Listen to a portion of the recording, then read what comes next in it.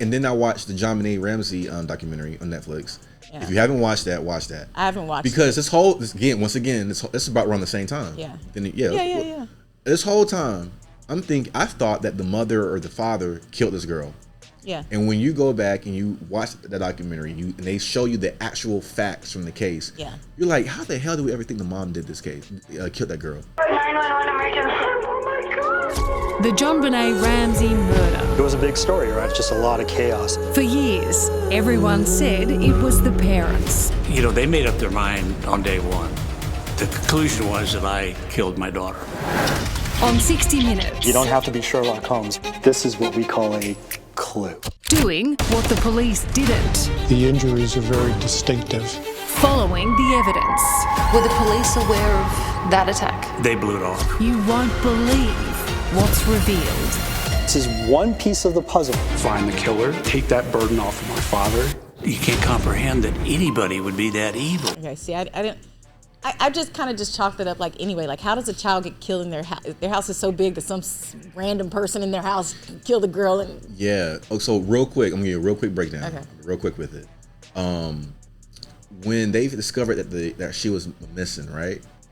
When the cops and everything came to the house and everything kind of calmed down, the parents' friends took them to a house, took the mother and her son next door to go to sleep, whatever. Yeah. The dad and his best friend stayed in the house.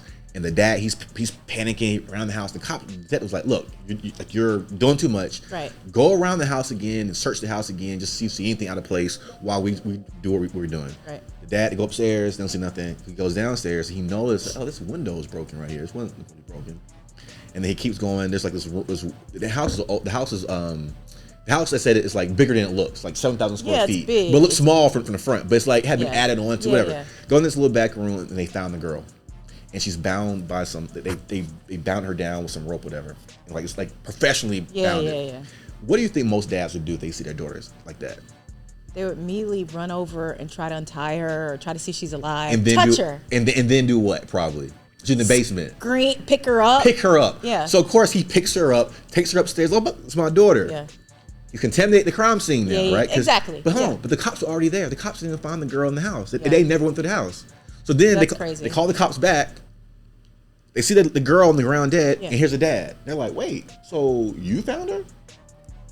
After that point, everything was contaminated. Right. And one cop said, well, how could someone have broken in the house if there are no footprints in the snow?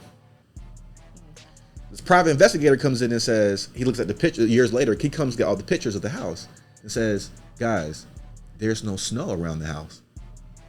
So why would there be footprints in the snow if there's no snow? There's never any snow. So why would somebody say that? That's the whole point.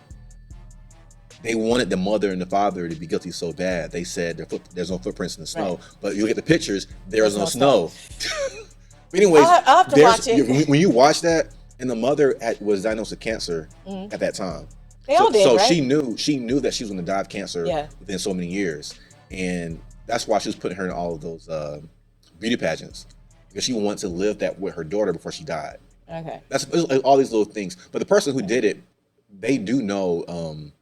was you call it you follow somebody, stalking them. Was a stalker.